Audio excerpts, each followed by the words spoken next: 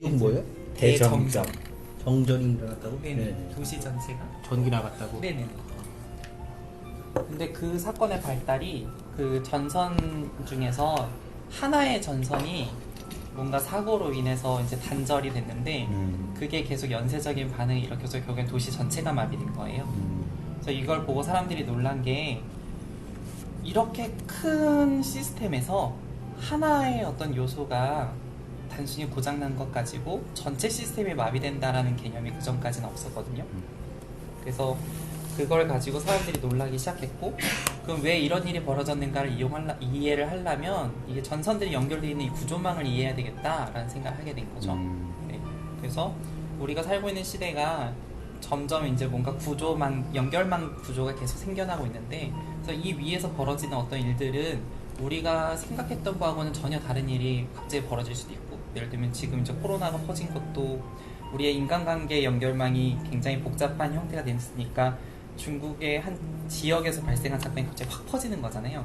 그러니까 이런 걸 이해하려면 우리의 인간관계 연결망이 어떻게 생겼는지를 봐야 되는 게 중요하다는 거예요. 네.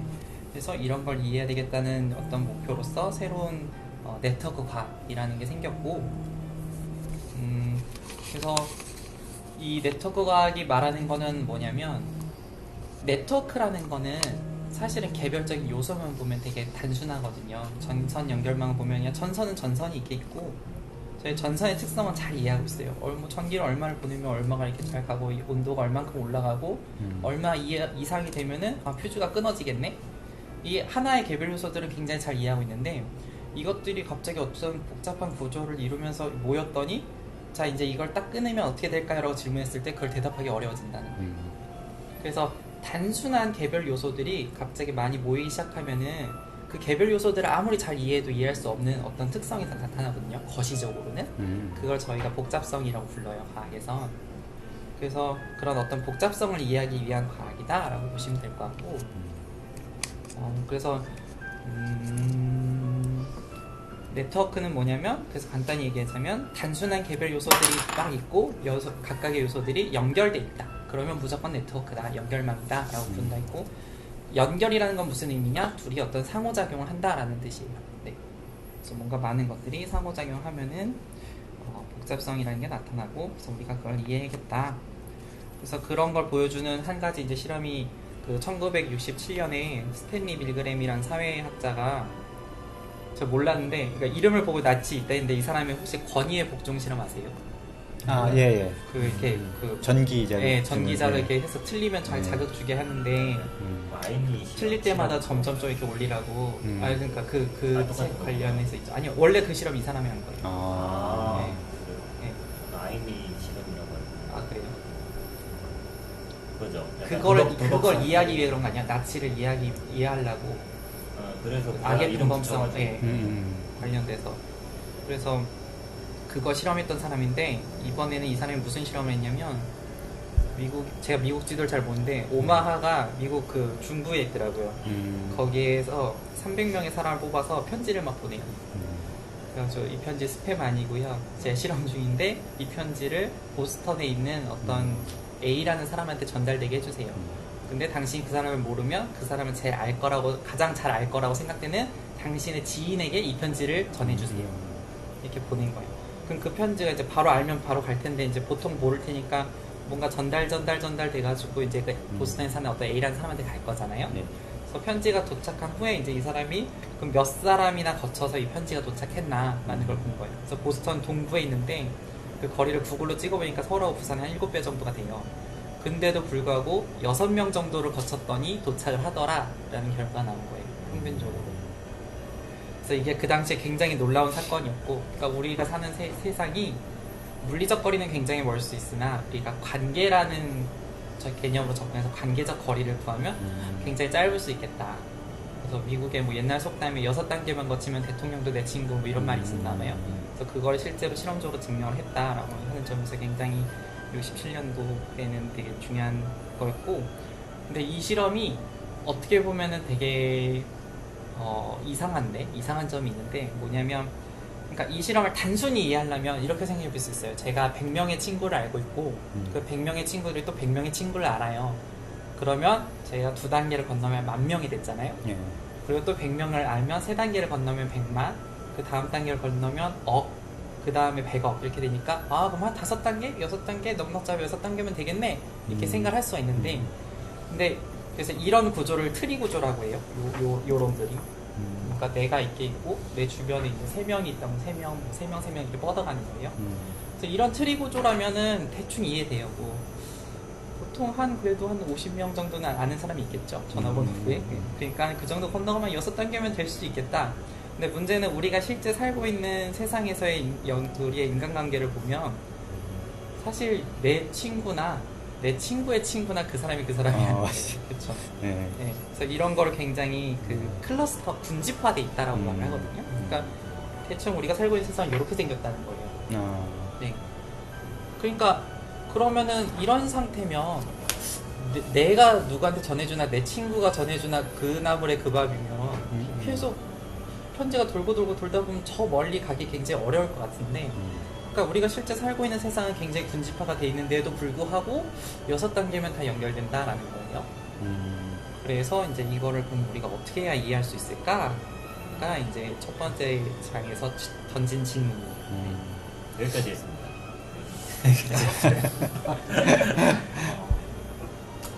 2시간짜리 내용을 지금 10분 만에 요약을 했어요. 근데 사실 녹음한 거 들어보니까 저희 환원주의 얘기를 한 시간 맞아요. 했어요. 본분 짓기는 한 그것도 30분 했나? 여기 얘기해도 되게 좋을 것 같아요. 저번 주에 되게 좀 뜨거운 논의가 있었던 부분이 개념이 어떻게 됐죠? 환원론과 그 반대말이 전일주의라고 하더라고요. 전일주의야. 설명 이렇게 간단히 해주시고 이렇게 질문을 주시면 좋을 것 같아요. 네, 사실 지난번에 이제 저희 셋이서 이제 계속 했던 얘기인데, 그러니까 이 네트워크 과학 제가 설명드리면서 이런 말씀 드렸잖아요. 그러니까 개별 요소는 굉장히 단순한데 불구하고 이것들이 모였을 때 복잡성이라는 거는 그 개별 요소들로 이해할 수 없을 수 있다. 그래서 뭐 이런 걸 표현하는 말이, 그러니까 아까 전에 이제 물리학에서 more is different라는 말이 있어요. 그러니까 여기서 앞에 말하는 more는 뭐냐면 양이 많다. 그리고 뒤에서 말하는 different는 그러면 질적 차이가 생긴다라는 거예요.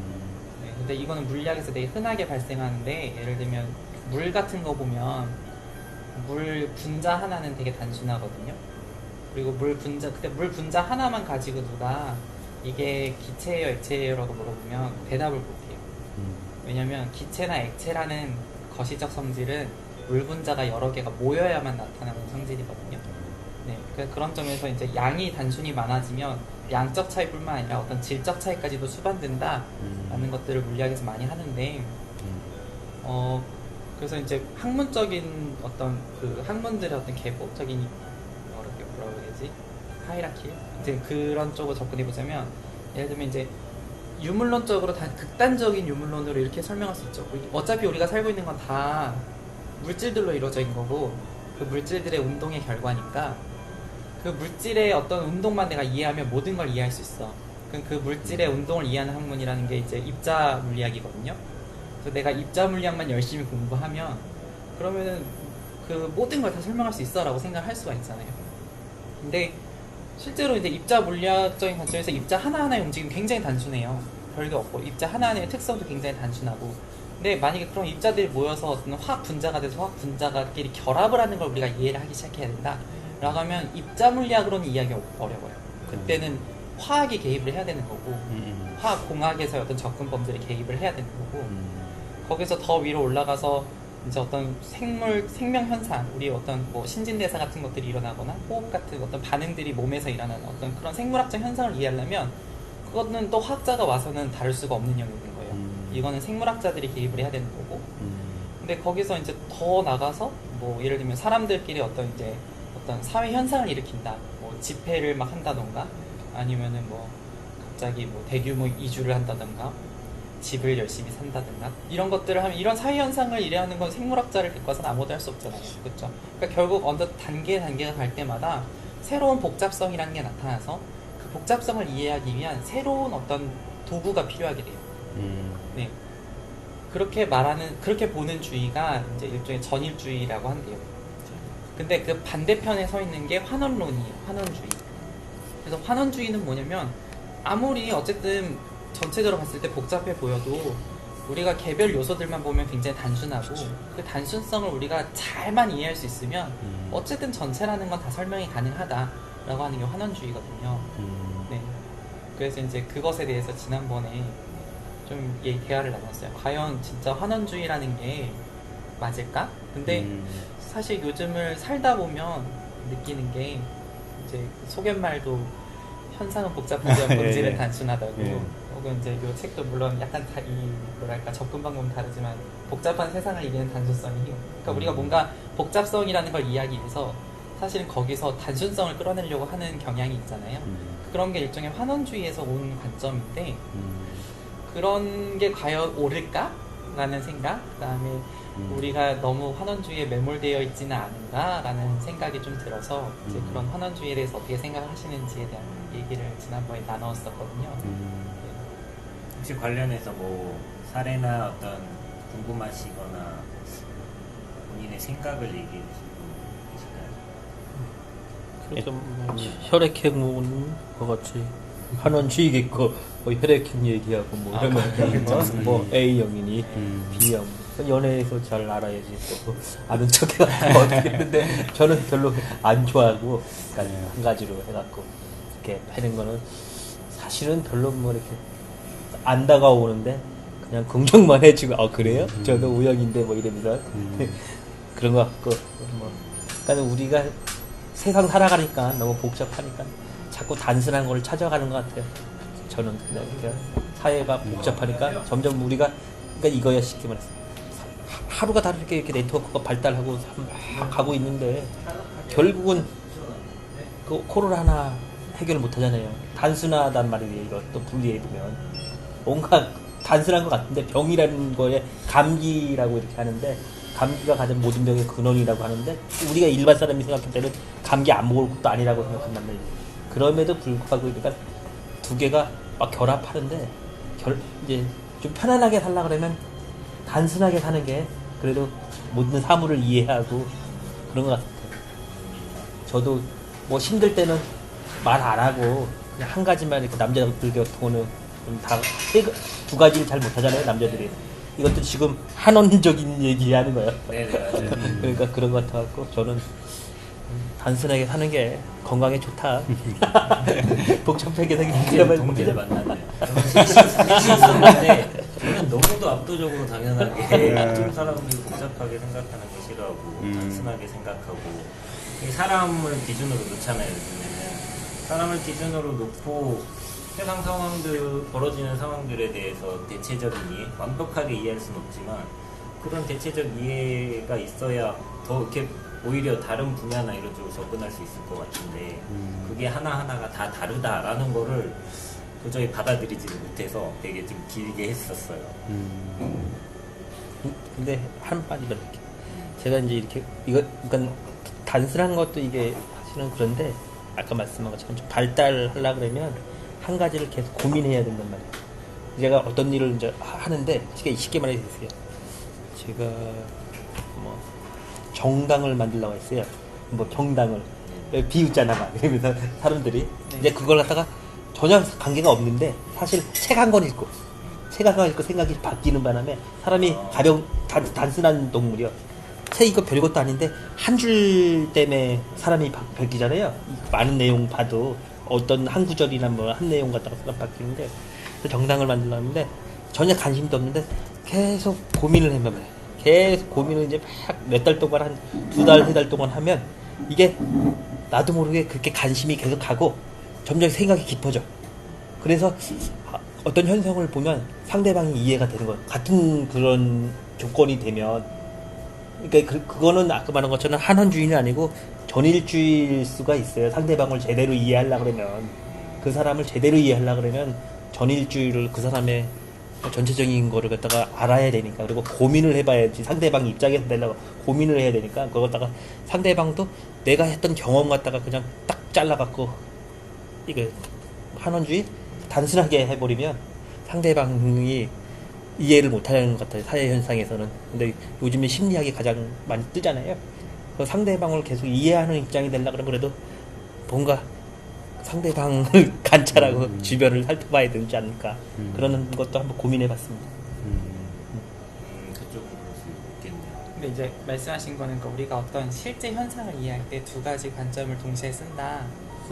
그렇죠. 그거는 필요하다 이제 이거죠. 당연히 옳은 말씀이시고 저도 그렇게 생각하는데 제가 이제 궁극적으로 질문했던 건 이거예요. 그러니까 우리가 결국에 이제 두 가지를 다 동시에 써긴 해야 되는데 실체적으로 이 우리의 현상이라는 게 사실은 환원주의적 관점에서 봤을 때 이런 복잡성이라는 건 우리가 이해하지 못한 어떤 단순성의 개별 합중에 불과한데 우리가 그걸 이해하지 못해서 이제 다른 과학들을 끌어다 쓰고 있는 건지 아니면 실제로 진짜로 환원주의라는 거는 애초에 허상이었고 그런 거는 그냥 우리의 어떤 복잡성을 이해하기 위한 어떤 꿈에 불과하고 실제로는 절대 불가능한 거다. 우리는 그 환원주의를 절대 실현할 수가 없다. 이 두 가지 중에서 그러니까 물론 우리가 실제 살아가는 동안에는 두 가지를 다 써야 되지만 근데 만약에 우리가 그 실체로 존재하는 현상이라는 게 어떤 모습일까를 그려봤을 때 진짜로 환원주의로서 복잡성이라는 건 결국에는 나중에 개별자를 다 이해하면 이해될 수 있는 존재인 건지 아니면 아무리 우리가 다 개별 존재의 단순성을 이해를 해도 이해할 수 없는 무언가가 항상 나올 수밖에 없는 건지 그거에 대해서 이제 어떻게 생각을 가지고 계시는지 쓰잘데기 없는 철학적 질문을 한 건데 그런 거 어떻게 생각을 하시는지 그리고 하나 진리가 있느냐 없느냐 이런 거잖아요. 하나 고민됐는데 인간 어디 책에서 봤는지 누구 밑에 들었는지 사람이 우리 뭐지 사람이 계속 진화론 하잖아요. 진화론 아니면 신이 딱 때리냐 창조론 뭐 이렇게 얘기하는데 그 사람이 이렇게 된 거는 처음에는 이제 생명이 창조론은 어떤 게 탄생이 됐겠죠. 하지만 인간이 어떻게 순간에 된 거는 우연적으로 됐다는 것 봐요. 예를 들면 아까 같이 그걸 사물을 정확히 이해했으면 계속 우연적이 아니고 어떤 연결 관계가 있어서 이루어져야 되는데 10가지가 있었으면 여기에 적응을 하려고 그러면 추운 데서 적응하려면 거기에서 우연적으로 어떤 게 나와야지 이 사람이 이제 새로운 사람이 돼갖고 적응이 되는 것 같아. 그런 얘기가 있더라고요. 책인가 어디서. 네네. 그래서 또 그 얘기를 들으면 그거 맞는 것 같아. 그러니까 이게 참 계속 우연이 일어나서 그러니까 진화론을 얘기를 못하는 게 얘기하면 원숭이가 사람이 지금도 되고 있어야 되는데 안 된다 이거예요. 중간 단계에 있으면 사람이 돼야 되잖아요. 근데 안 되고 있잖아요. 근데 원숭이가 새끼를 낳는데 10명 중에 1명이 돌연변이가 된 거예요. 걔가 사람이 된 거예요. 계속 돌연변이 났다가 보니까 이제 이 자연하고 이렇게 부닥쳐가지고 사람이 된 거죠. 그러니까 이런 식으로 설명해서 그거는 나는 좀 맞는 것 같다. 근데 그거 이야기하고는 같은지는 모르겠어요. 그러니까 그래서 물체를 하나로 딱 이야기해서 그게 계속 연결 관계가 돼야 되는데 그거하고는 좀 돌연변이가 자꾸 나오고 그러니까 그게 이제 말씀하신 거는 난 약간 맥락이 다른데 그 철학에서는 한 목적성이라고 해요. 그러니까 우리가 어떤 시간이 진행해가면서 어떤 변화나 과정이 일어날 때 그게 어떤 궁극적 목적을 두고 진행이 된다라고 하는 걸 한 목적성이라고 하거든요. 그래서 창조론이라는 건 어떤 인간이라는 게 만들어진 게 그 존재로서의 어떤 목적이 있기 때문이다라는 어떤 그런 주장이고 진화론은 이제 그 반대쪽에 서 있는 학문이고 그러니까 모든 과정에는 목적이라는 게 없고 단순한 어떤 개별적인 물리적 법칙들이 있고 그 법칙을 따라서 뭔가 진행되다 보니 우연의 요소로서 나왔다 그런 건데요. 창조는 좀 이기적이네요. 이적인가요? 뭔가 인간이 뭔가 이미 정해진 사명이 있는 것처럼 모든 근데 우리가 사실 그 뭐라고 해야 되지? 목적적인 이거 제가 딴 얘기를 좀 했는데 그 시간관을 가지고 있는 게 요즘 뉴스만 봐도 작년인가 재작년에 촛불 집회 같은 걸 마치 뭔가 어떤 시대 정신으로서 표현을 하잖아요. 그게 사실은 굉장히 그러니까 어떤 이 시대가 이제 변할 준비가 됐고 이 시대가 요구하는 어떤 정신이 있어서 그거의 발현으로서 사회 현상이 일어났다고 바라보는 게 그게 목적론적인 거란 말이에요. 사회라는 건 점진적으로 진보해야 되고 점진적으로 나아간다라고 하는 어떤 믿음이 있는 거예요. 그리고 우리의 사회라는 게 좋은 사회가 궁극적 목표인 목적성을 가지고 나아간다라고 하는 그런 관념이 있는 거고, 사회라는 건 좋아지기도 하고 나빠지기도 하고 좋아지기도 하고 그런다고 우연히 여기 살고 있는 거지라고 생각하면 그게 아닌 건데, 근데 우리가 사실 생각해보면 굉장히 한목적적인 사고를 하고 있어요. 여러 가지를 보면. 근데 이제 그거는 좀 굉장히 딴 데로 새서 환원주의하고는 약간 좀 다른 얘기인 것 같아요. 근데 이제 그게 맞다라고 생각을 하면 약간 환원주의가 되죠. 그러니까 결국엔 인간이라는 건 과학이 설명하는 게 다다. 인간의 존재는 진화론이 이렇게 잘 설명하고 있는 걸 봐선 진화론이 굉장히 단순한, 말씀하신 것처럼 불연변이, 변이가 생길 수 있고 변이 중에서 적응하는 개체가 살아난다라고 하는 적자생존의 원리, 이 두 가지만 있으면은 아메바가 인간이 되는 걸 설명할 수 있어 라고 얘기하는 거잖아요. 그게 맞다라고 바라보면 환원주의가 되는 거죠. 네. 근데 그게 다는 아니야 라고 생각을 하면 그건 이제 아닌 거고. 그 이제 제가 거기 아까 말씀하신 게 이제 현상은 복잡하고 뭐 본질은 단순. 예. 그게 이제 저는 IT 업계에 있거든요.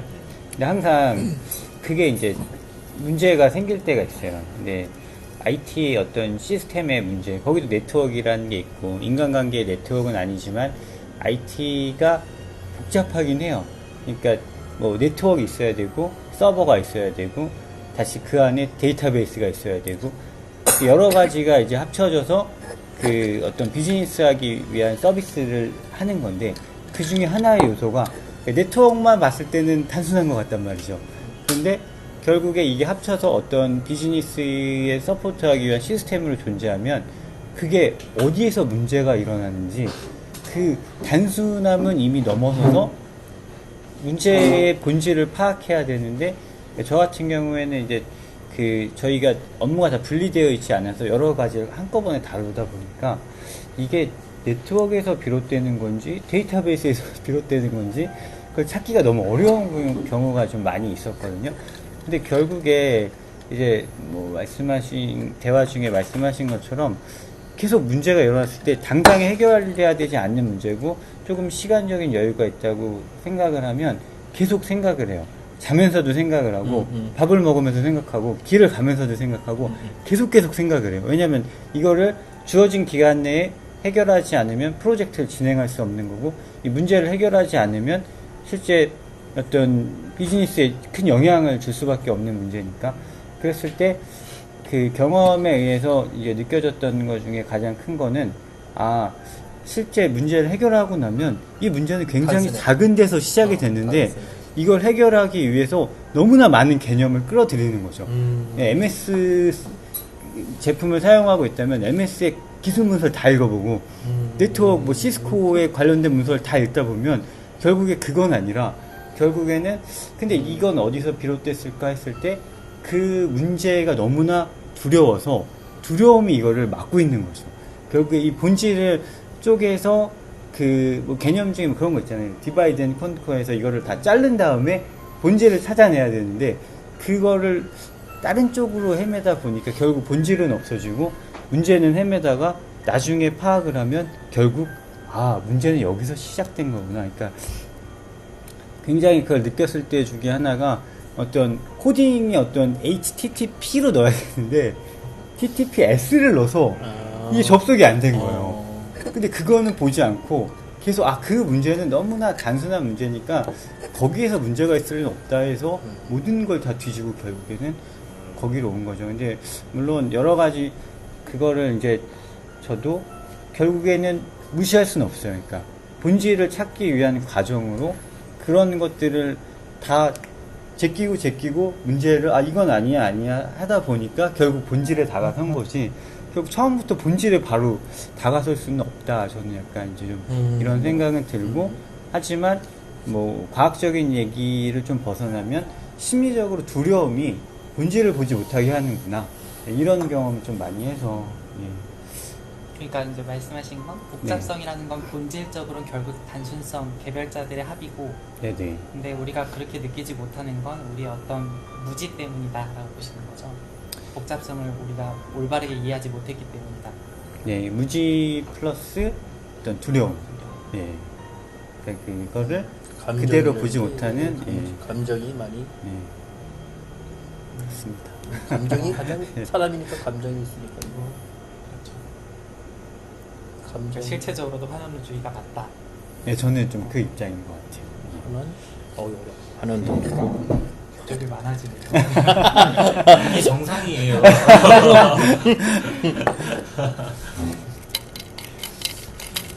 둘 다 설명해 주셨는데 그럼 환원주의보다는 그 다른 전일주의? 전일주의 쪽으로 전일. 환원 전일 어떻게 생각하세요? 문제를 해결하면 전일 단순한 게 맞고 문제를 그거 해결하는 과정 속에는 복잡한 게 맞는 것 같아요. 고민이 많잖아요. 근데 결국은 단순하잖아요. 이렇게 예를 들면 부부가 사이에서도 손 한 번 잡아주면 끝인데 미안해 하면 끝인데 왜 막 고민하잖아. 막 고민을 엄청 하고 막 상담도 많이 하고 책들 읽잖아. 그 결론은 별거 아니잖아. 진짜 단순하잖아요. 아주. 모르죠. 그 사람은 이미 말씀하시는 것 자체가 환원론에 푹 들어가 계신 것 같고 깊이 들어가 계신 것 같아요. 결론은 혹시 단지 어떻게 생각하세요? 뭔가 현상을 이해하거나 그렇게 접근하기 위해서는 결국은 다양한 잣대다. 전 전일주의가 더 나타나고 보는 막 진리가 아직 있다 상대가.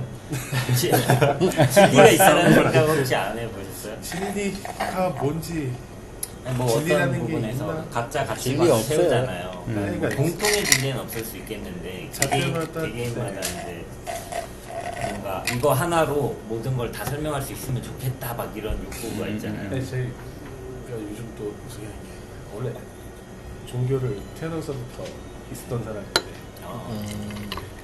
사람들이 좀 뭐라 그러지? 왜 종교의 전 세계 인구의 80~90%는 종교를 갖고 있거든요. 되게 오래됐고 근데 우리나라는 사실 뭐 무신론자가 많잖아요. 한 40~50% 되고 또 뭐 좀 그러니까 교육 수준이 좀 그렇지만 높은 사회일수록 좀 무신론자가 많죠. 이게 자연의 두려움이나 뭐 이렇게 어려운 상황이 이렇게 가면은 되게 현상을 단순하게 해석해 주는 방식들한테 이렇게 쑥들 빠져가지고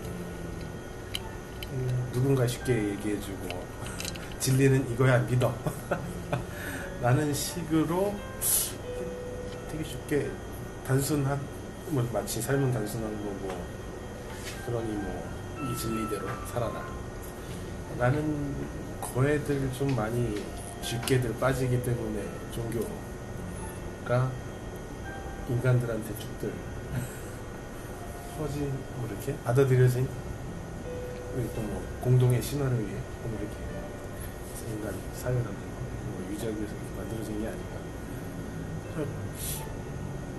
실은 뭐 아까 물분자 얘기하신 것처럼 단순하게 하나는 단순하지만은 얘가 이제 나중에 뭐 얘로 비행기를 뭐 하여튼 뭐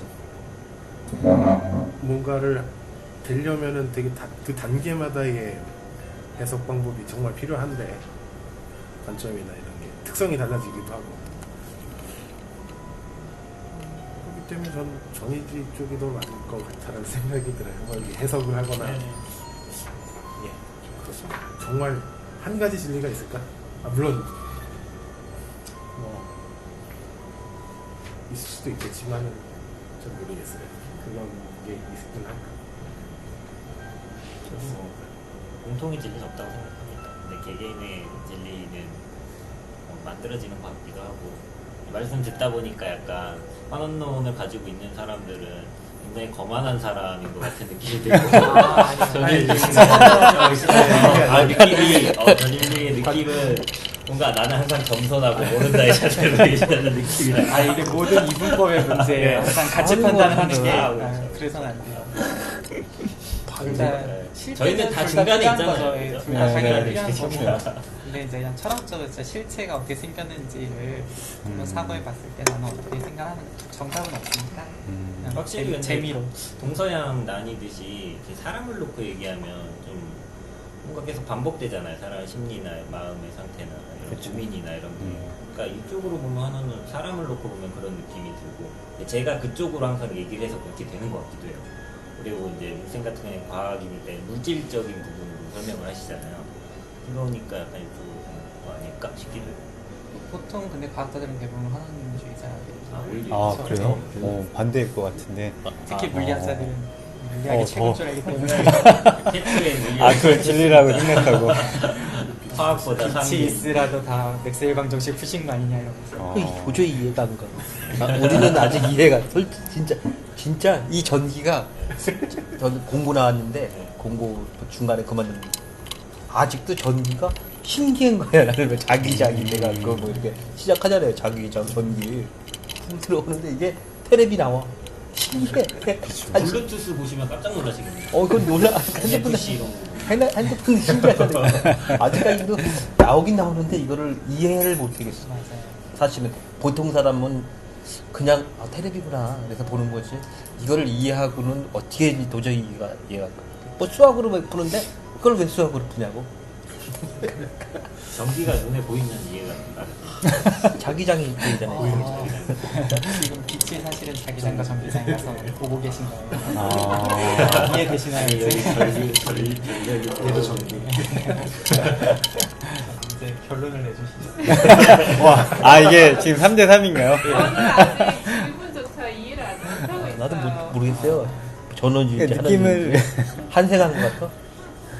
그러니까 그러니까 세계를 이해하는데 어떤 기초적인 아까 물리를 말씀하셨는데 물리를 알면 좀 화학을 알 수 있고 생물학을 알 수 있고 뭐 이제 우주까지 이렇게 해서 전체를 이해할 수 있다 요런 방향이랑 한 반대쪽은 이게 이걸 알아도 이쪽 가다 보면 계속 이 양이 늘어나면서 질적 차이를 일으킨다. 그래서 아예 다른 게 된다라는 거예요.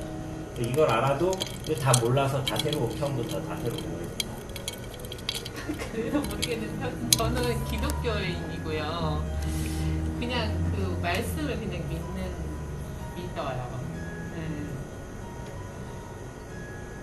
그리고 우리가 이해하지 못하는 우리가 창조하신 분, 우리는 피조물이니까 나를 창조하신 대단하신 분이 계신다. 이 땅을 운행하시고 그거를 되는 있기 때문에 뭐 이거를 좀 잘 이해.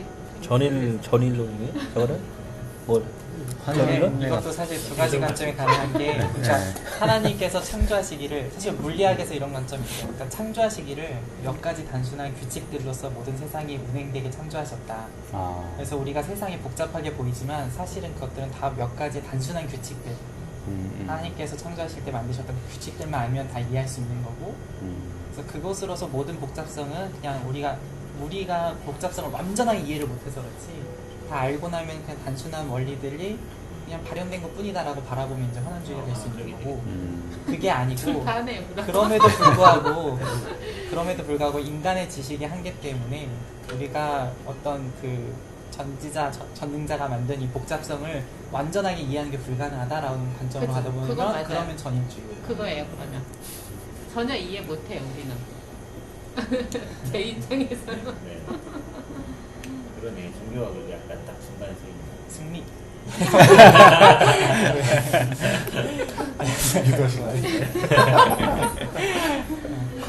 근데 결국엔 이게 쭉 아까 설명하신 게 그 6단계를 넘는 거에 이어지는 개념인 거죠. 뭐였어요? 네. 전일주의.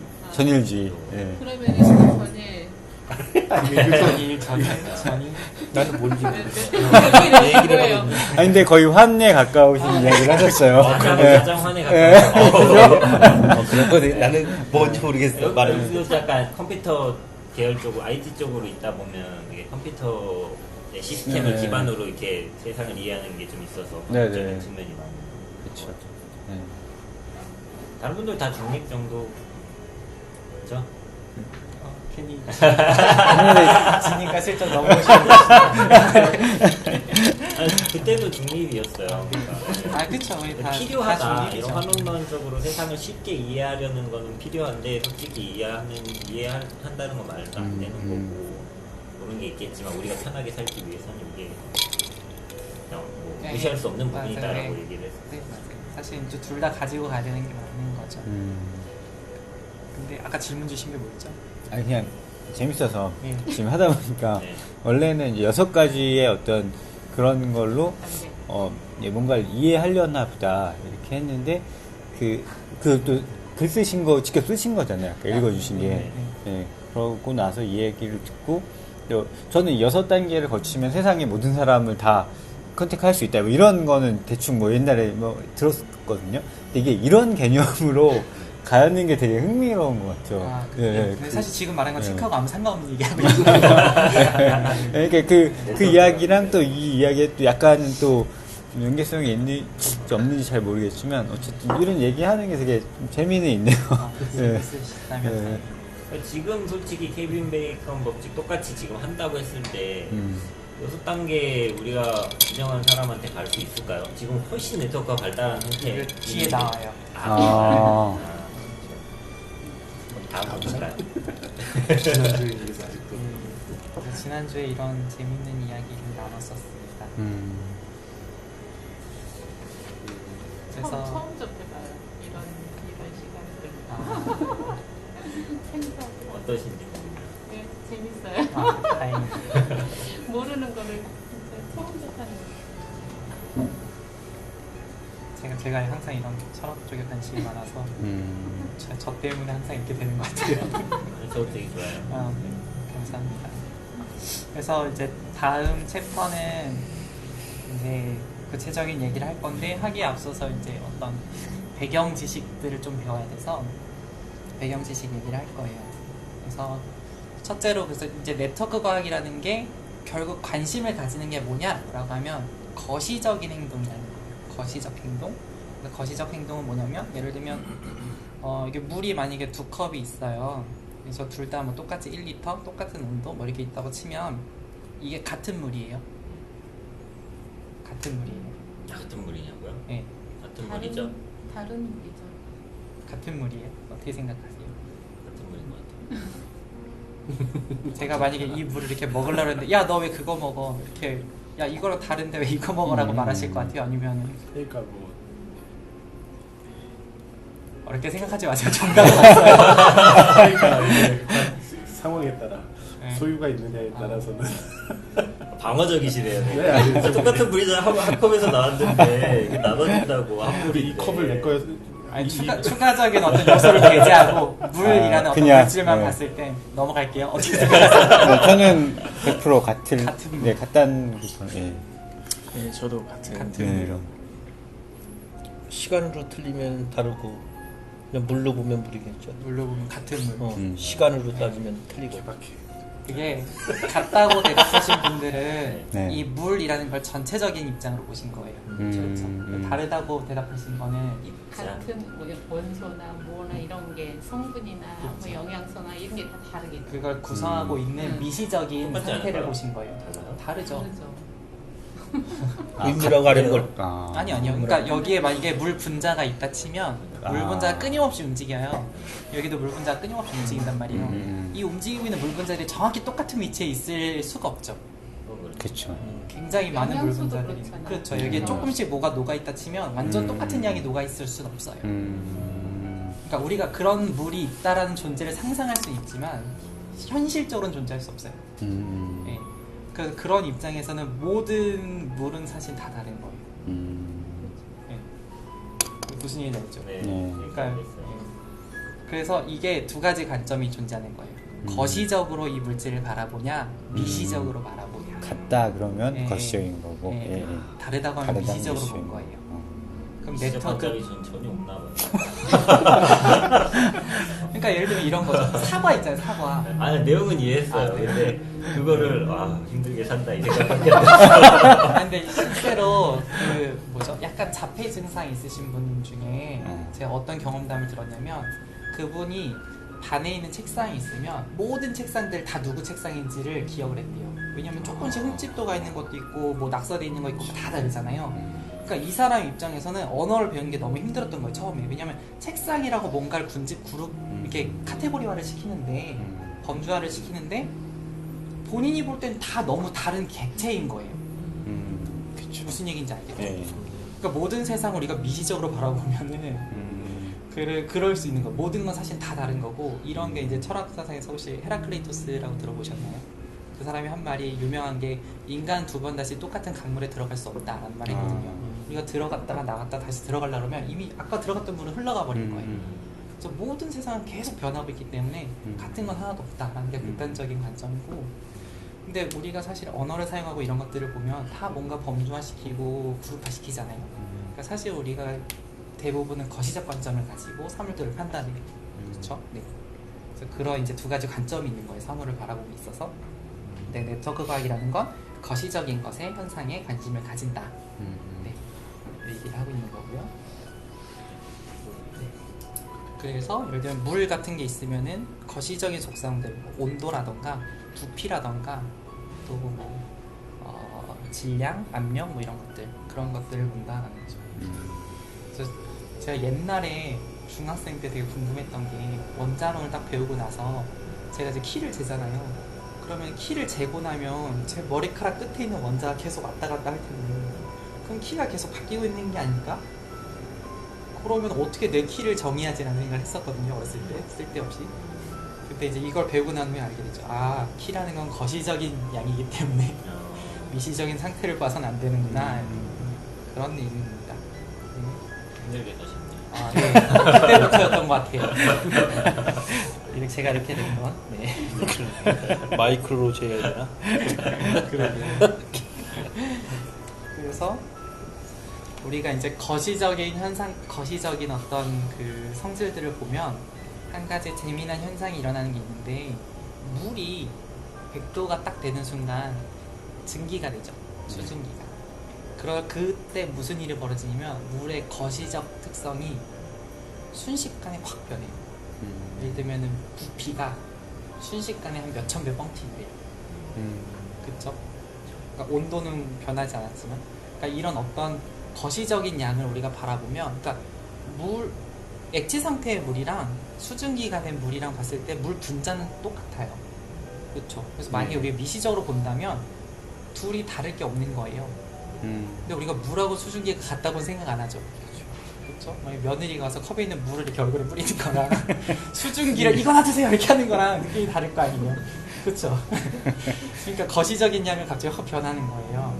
그래서 이런 거시적인 양이 갑자기 변할 때를 우리가 상전이라고 해요. 상이 전이 됐다, 바뀌었다. 그리고 이런 상전이가 일어나는 기준으로 이 두 가지의 물질을 각각 상이라는 것들을 정의해요. 그래서 우리가 흔히 말하는 액체 혹은 기체라는 것은 그런 상전이를 기준으로 여기까지는 액체상이야. 그래서 액체상에 머무는 동안에는 거시적 상태라는 건 점진적으로 변해. 이런 기준으로 우리가 정해놓는 거예요. 또 이런 거 알려져 있는 게 자석 같은 거. 자석 혹시 불에 달궈보셨어요? 없어지죠? 네.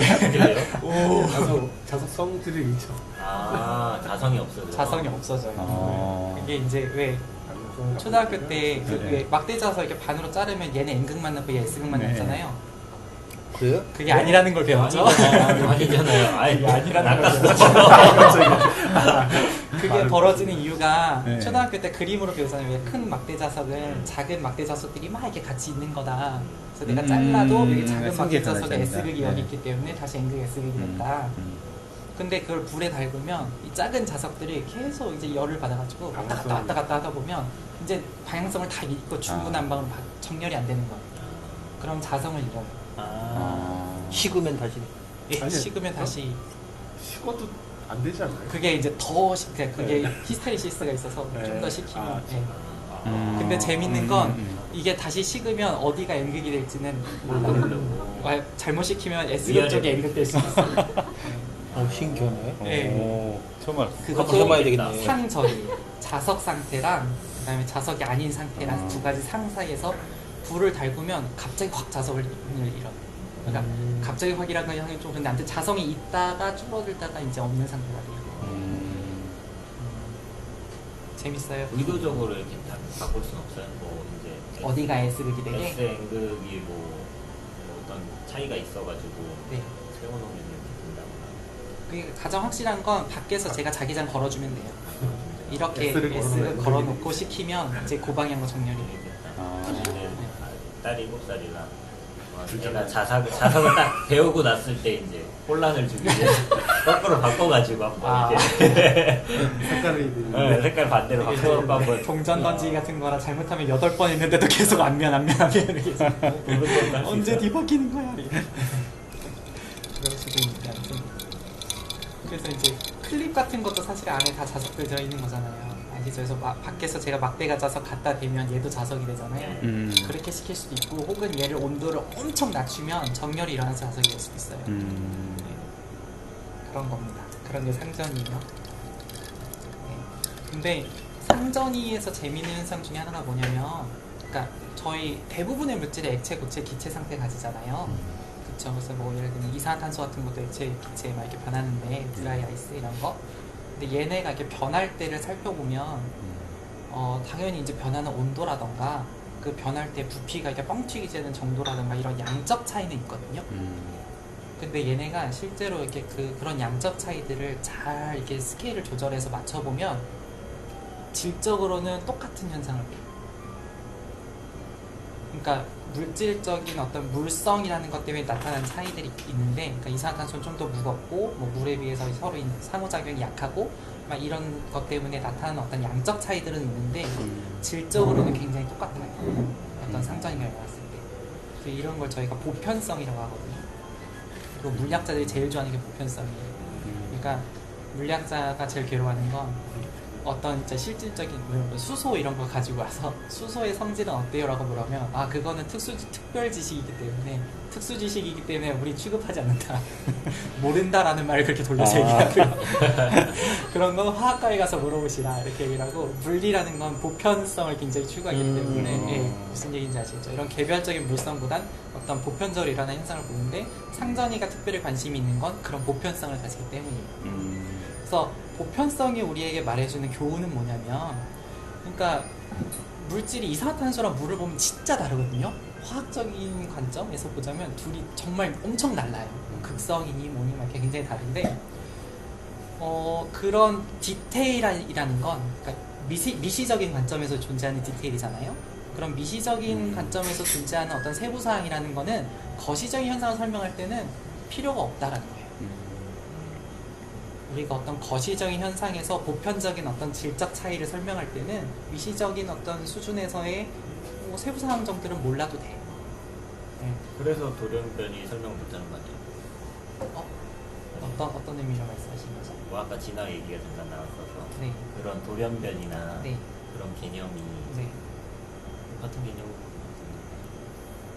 그러니까 미시적인 걸 안 보고 그냥 형상으로 이제 제가 돼 있는 부분들만 이야기를 하겠다라고 한 거잖아요. 네네. 그 안에서 작은 변화들에 대해서 설명을 못하는 거예요.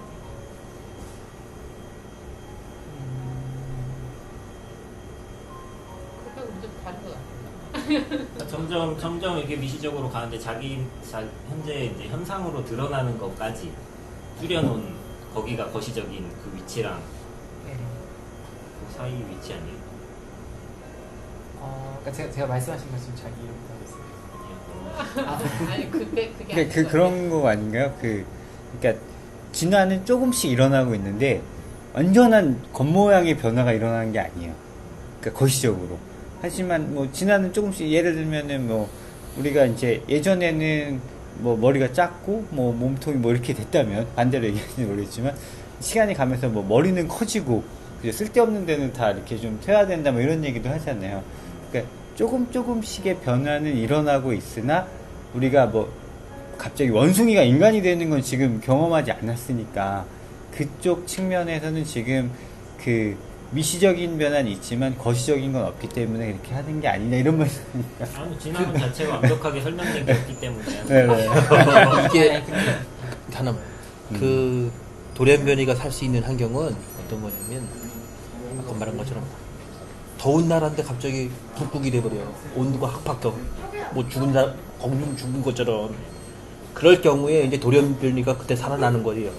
그냥 인간이 단순히 진화론 해갖고 이게 환경이 조금 변했다고, 그건 맞아. 네. 조금 이게 그런데 아까 같이 그 이상 돌연변이가 사는 환경은 그 완전히. 완전히 환경이 팍 거의 완전히 팍 바뀌었을 때 이때 살아나는 게 진짜 돌연변이가 사는 네, 길이다. 그게 최근의 관점이기는 네, 한데, 그건 맞아요. 그게 최근의 관점이기는 한데 그게 네. 뭐 사실상 증명된 것도 아니고 그러다 보니까 거기에서 그거를 미시적 관점으로 파고 들어가서 더 알려고 하지 않고 뭐 그런 그렇지. 부분이다라고 그냥 인정해버리는. 그러니까 우리 지식으로는 모르니까 우리 지식으로는 아까 같이 거시적으로만 이렇게 딱 보니까 세부적으로 모르니까 이해를 못하는 거예요. 단순한 거를. 다시 환원주의 논쟁으로 들어가요. 그런 거 아니고. 아, 네. 죄송합니다. 네. 그러니까 괜히 진화를 보편성은- 건드리면 안 되겠네요. 이 어려운 문제죠. 보편성은 뭐냐면 보편성은 상전이를 설명할 때 얘기하는 거예요. 상전이. 진화론은 상전이하고는 상관없는 거예요. 그래요? 예, 물론 진화도 두 가지 관점의 진화론이 있죠. 점진적 진화론과 도약 진화론이라는 게 있는데 다음에 얘기하면 재밌을 것 같은데. 저번 달에 했잖아요. 근데 그건 저번 달에 사실 그것도 챕터 저번 1 달에 하고서 딱 넘어갔죠. 근데 그거하고는 다른 거예요. 진화는 상하고는 상관이 없는 거고. 이거는 이제 어떤 물질의 상을 볼 때, 그러니까 액체가 기체가 되는 거, 자석이 쇳덩이가 되는 거, 또 뭐가 있을까요? 동물이 영혼이 되는 거. 아니 그거는 물리적 대상이 아니잖아요. 네. 무슨 얘기인지 죄송합니다. 아실까요? 그럴 때 보편성으로 설명할 수 있다 이런 거죠. 네, 네. 상전이가 일어날 때. 예, 상전이가 네. 일어날 때 보편성이 말하는 건 뭐냐면 물이든 이산화탄소든 뭐 메탄이든 얘들이 미시적으로 볼 땐 다 다르지만 우리가 상전이의 관점에서 거시적 특성만 보면은 질적으로 똑같다라는 거예요. 물이라고. 그러니까 액체가 기체가 되는 변하는 게, 과정이 네. 질적 과정이 똑같아요.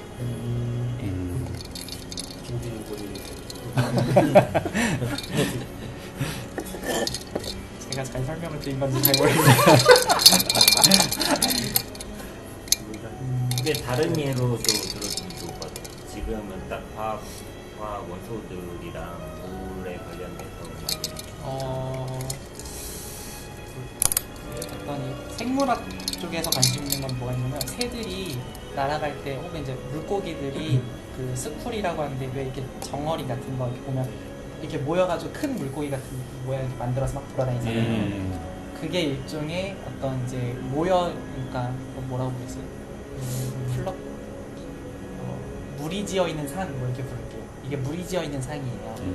그럼 이거는 이제 정어리든 뭐 참치든 얘네들이 미시적으로는 다르지만 거시적으로 볼 때는 이 물이 지어지는 상이라는 게 존재하는 거 거의 비슷하죠. 그랬다가 갑자기 상어 같은 포식자가 나타나면 얘네가 확 흩어지죠. 그러면서 물이 지는 상이 없어지잖아요. 네. 이게 일종의 상전이라고 볼 수 있겠죠. 우리가 거시적으로 얘네가 얼마나 정렬되어 있는 정도를 보면 물이 지어 있을 때는 마치 자석 같은데 우리는 마치 자석 같은데 근데 이게 딱 흩어지면은 새똥이가 되죠. 약간 구조라는 개념으로 이해하면 거시적 어떤 양의 변화. 네, 근데 이걸 상전이라고 보면 멸치든 정어리든 똑같다는 거예요. 이 미시적인 그 전체를 이루고 있는 미시적인 무언가의 구조는 우리가 알 필요가 없다는 거예요. 전체적으로 거의 동일하다. 이해했습니다. 저는 이해했어요.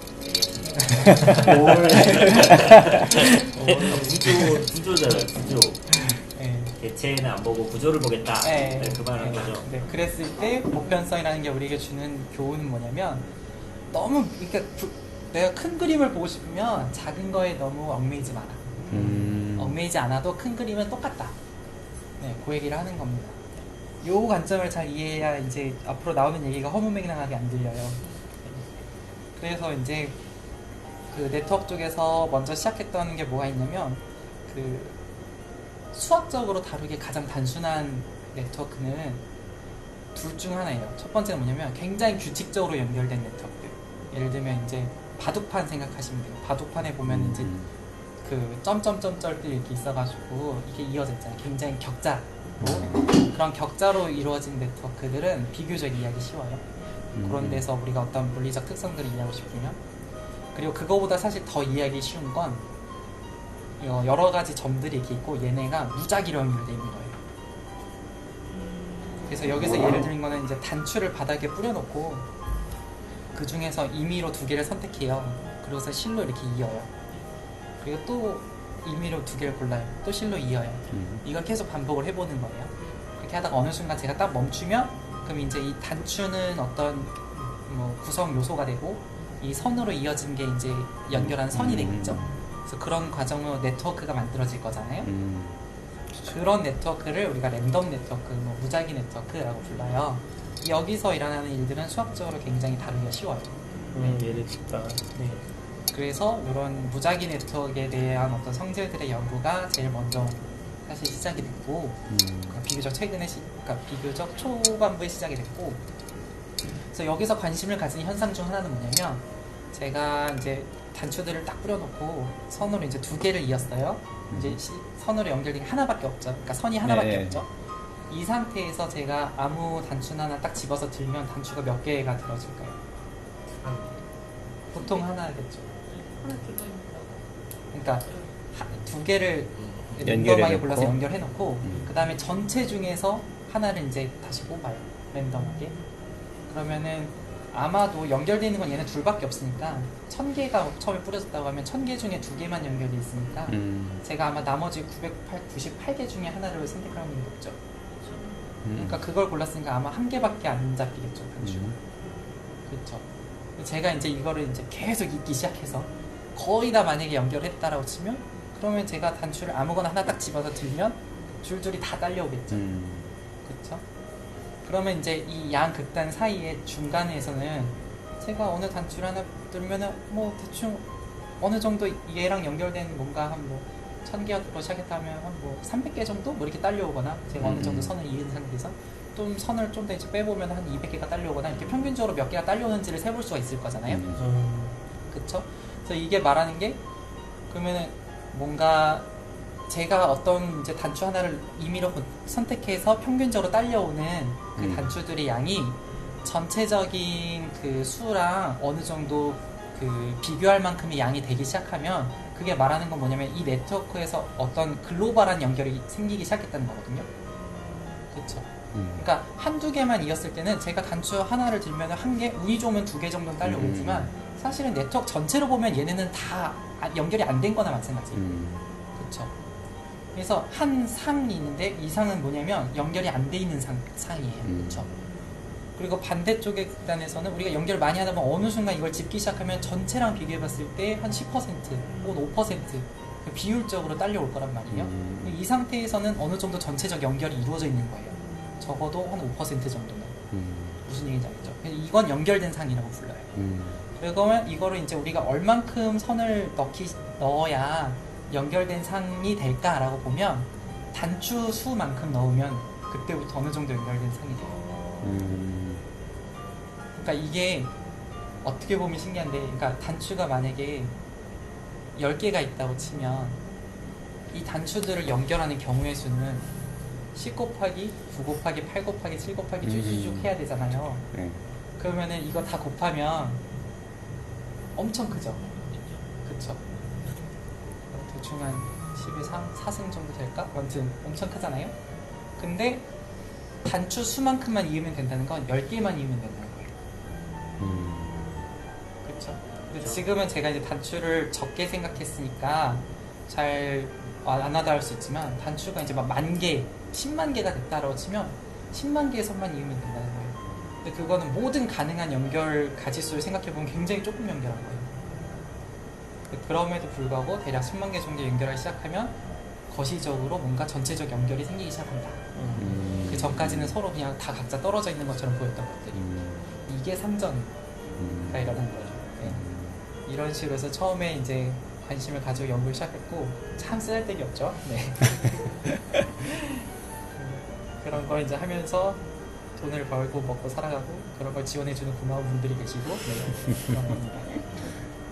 그래서 여기서 이제 그 사회과학적으로 그래서 보통 이제 사회하는 쓸 때 있는 걸 하는 분들이 관심을 가지는 건 뭐냐면 우리 사회 구조, 그러니까 우리 그 뭐랄까 사회 구조가 아니고 관계 구조. 그러니까 우리가 이렇게 관계를 가지잖아요. 관계 구조랑 사회 구조.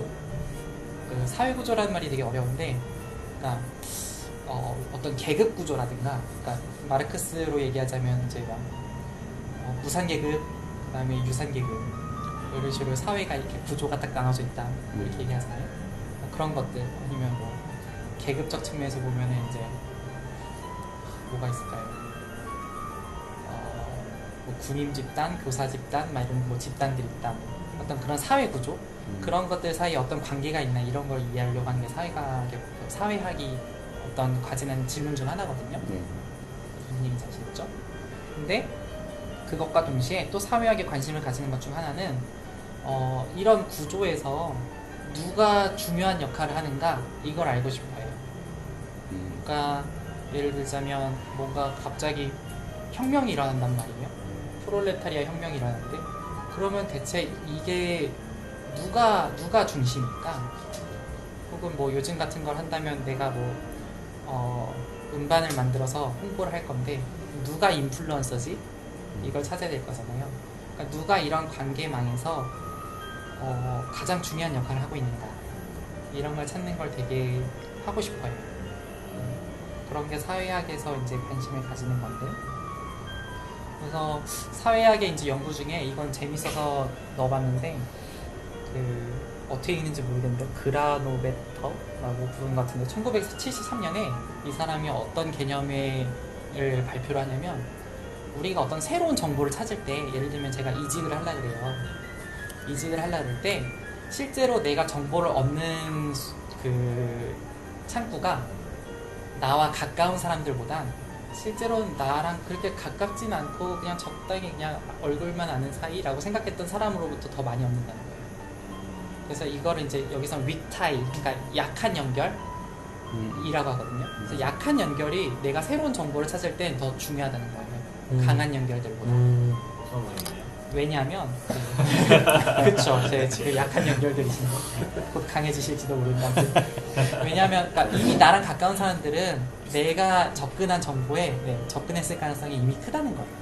그러니까 네가 아는 거나 내가 아는 거나 똑같다는 거예요, 이미.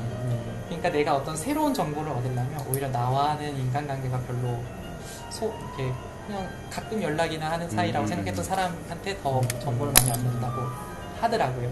네.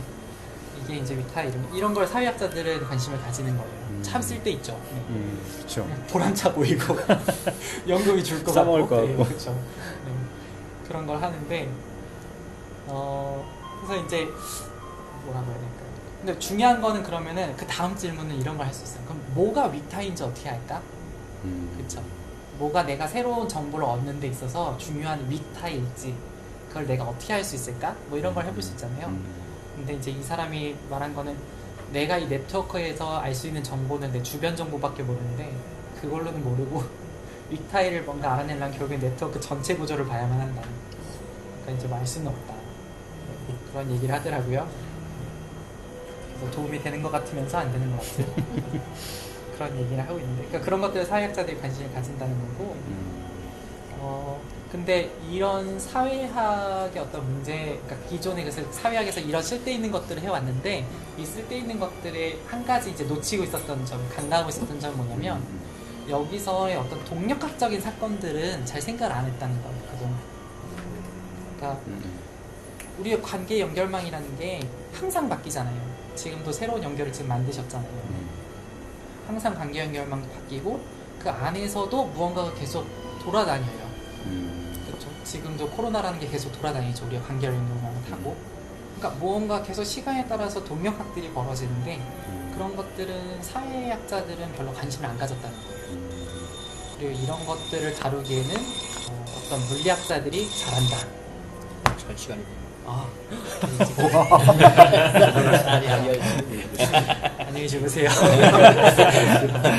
그래서 물리학자들이 잘하기 때문에 그래서 이제 우리가 네트워크 과학이라는 걸 만들어서 결국 사회학과의 다른 점은 뭐냐?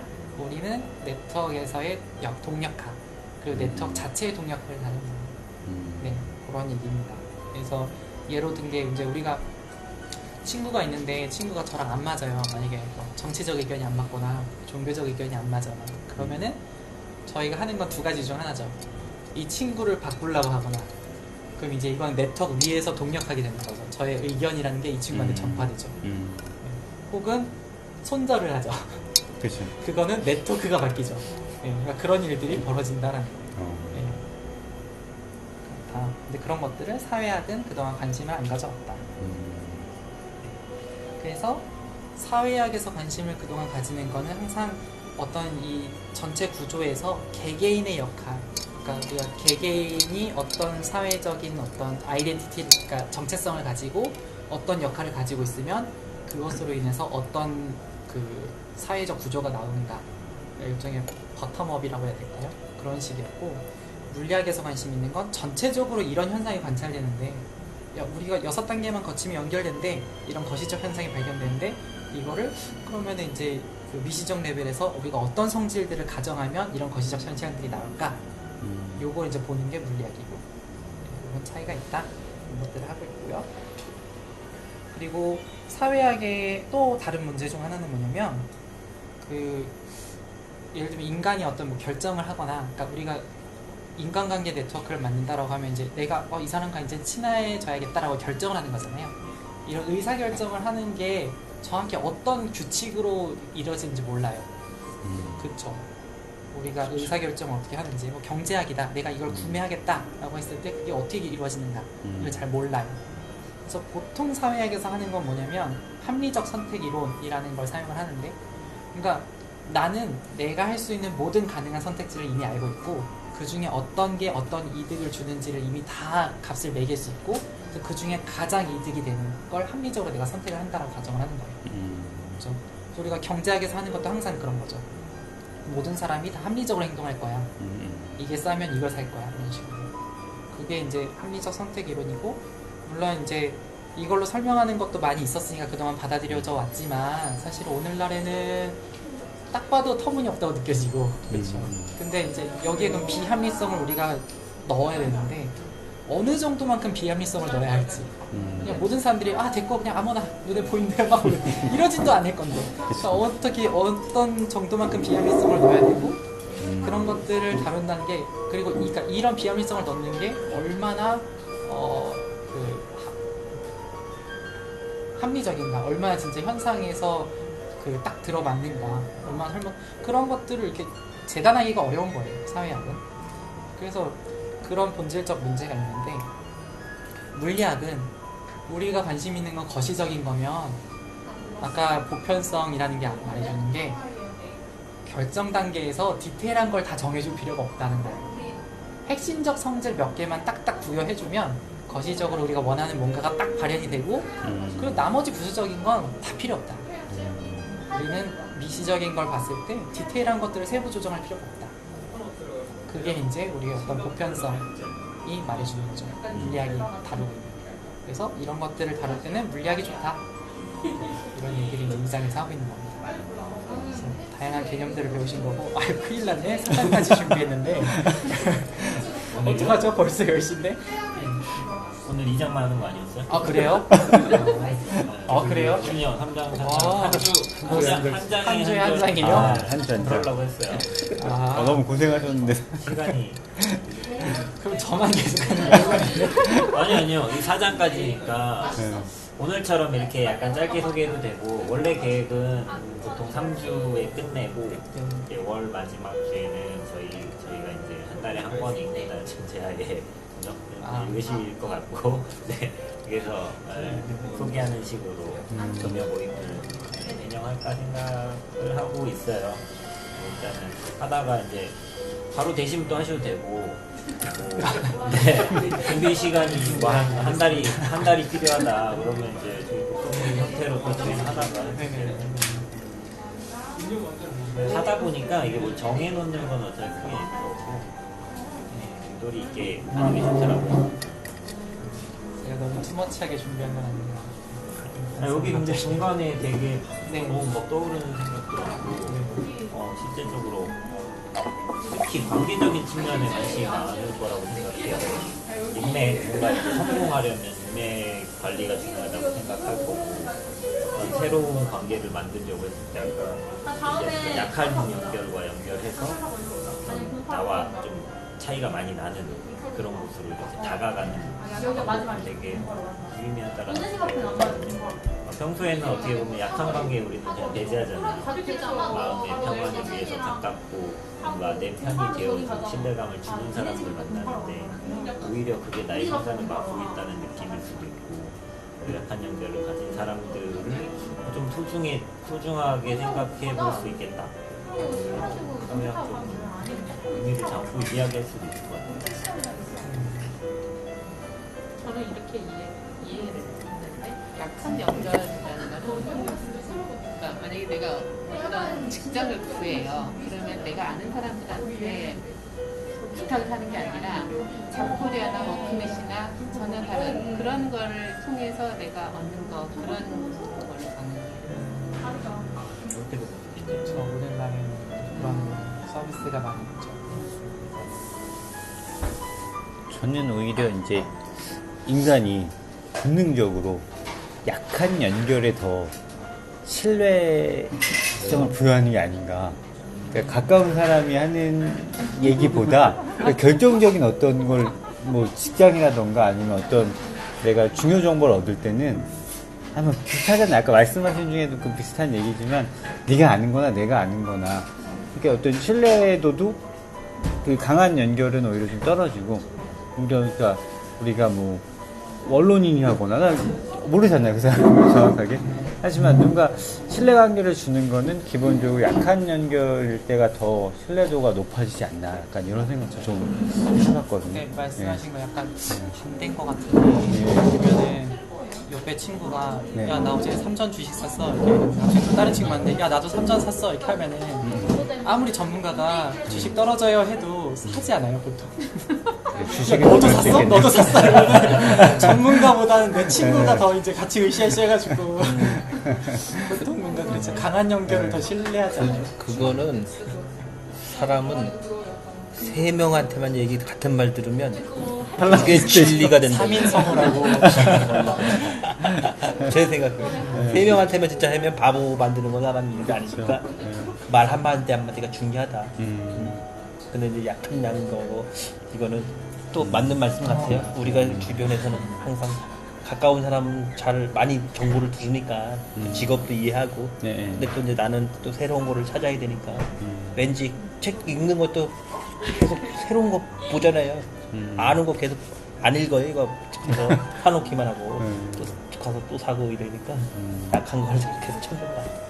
그러면서 점점 이렇게 듣다 보니까 약한 관계가 그냥 새로운 관계라고 봐도 되고. 그렇죠. 그러니까 새로운 정보를 찾는 데 있어서 더 중요한 건 약한 연결. 근데 이제 그런 입장에서 사실 우리는 어떻게 보면 좀 슬픈 시대에 사는 게 유튜브 보시면 알겠지만 강한 연결을 더 강화시켜줘요.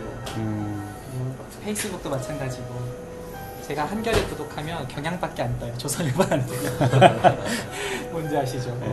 그러니까 뭔가 어떻게 보면 좀 슬픈 사이에 살고 있지 않나. 우리가 점점 새로운 걸 차단당하는 어떤 삶을 그래서 살고 더 있잖아요. 자극적으로 갈 수가 있습니다. 더 이렇게 가게 되는 견고해지죠 사람이. 그렇게 생각할 수 있네요. 원래 의도는 이제 각자의 취향에 맞는 더 자기한테 적합한 매체를 찾아주고 추천해준다는 개념으로 시작은 했지만 어쨌든 그쪽으로만 한쪽으로만 빠지게끔 되고 잘못 악용하면 잡코리아 같은 좋은 면도 있지만 어떻게 보면 또 페이스북이나 유튜브 같은 건 조심해야 되지 않나 그런 생각도 드네요. 알고리즘이 또 개발하시는 분 아니세요?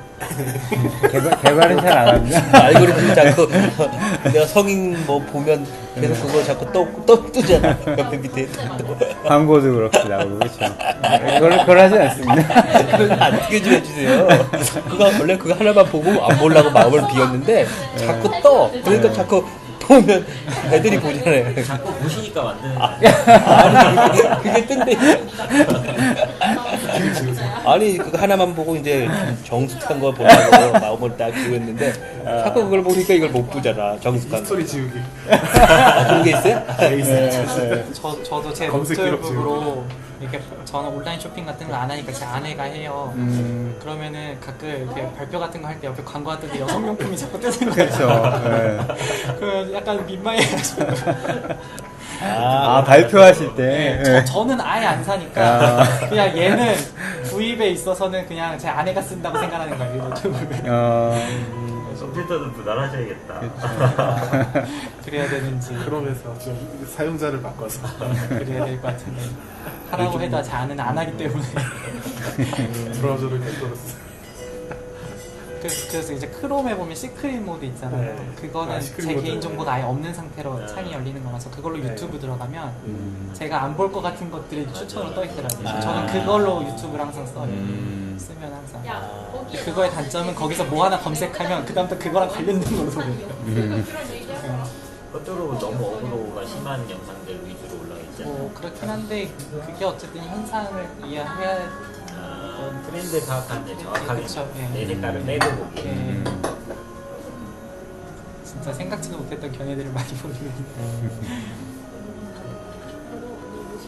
컴퓨터가 이제 로그아웃으로는 안 돼요. 시크릿 그걸 켜야 돼. 그럼 그 진행이 아까 말씀하신 것 같긴 한데 네. 이렇게 이제 요 평상시에는 이렇게 진행해 주시고 네. 그다음에 뭐 마지막 주 같은 경우에 이제 읽은 책 소개하고 뭐 이렇게 네, 네. 일단 생각하시는 네, 거죠? 네. 한 달에 한 번씩 돌아가면서 하는 게 아니고 한 달에 한 번씩 이걸 저희가 할 수, 돌아가면서 이걸 저희가 할 수 있을 것 그러면 같아요. 감사하고 아니라는 두 분이 이렇게 하실 수 있을 것 같은데 잘 안 될 것 같아요. 저는 사실 그냥 책 하나만 놓고 하면 사실 수요일만 해도 벅차요. 근데 해주시기로 이렇게 하시기도 기회가 하고 좋죠. 네. 하는데 또 이제 다음 준비를 하기 위해서 또 일정 휴식 기간이 아, 필요하잖아요. 그쵸. 준비 네네. 시간이나 네. 그럴 때는 저희끼리 자유롭게 책 이야기하고. 다들 재밌으셨는지 잘 모르겠네요. 재밌었습니다. 네. 감사합니다. 이건 너무 하라도 된다니까. 부드럽고 네, 네. 이렇게 여성스러우면서 깊이도 있고. 팟캐스트에 올려야 될 것 같아요. 네, 벌써 그래도 저희 박사급이 했나요? 네, 이거 지금, 아, 네. 네.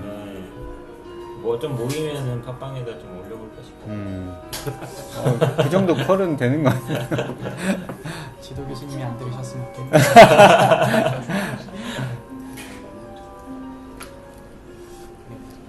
그래서 열심히 과학 얘기를 했는데 마지막 결론은 사회학에 참 쓸모 있다라는 결론이 다음 챕터부터 이제 과학이 어떻게 쓸모 있는 얘기하는지 그 얘기할 겁니다.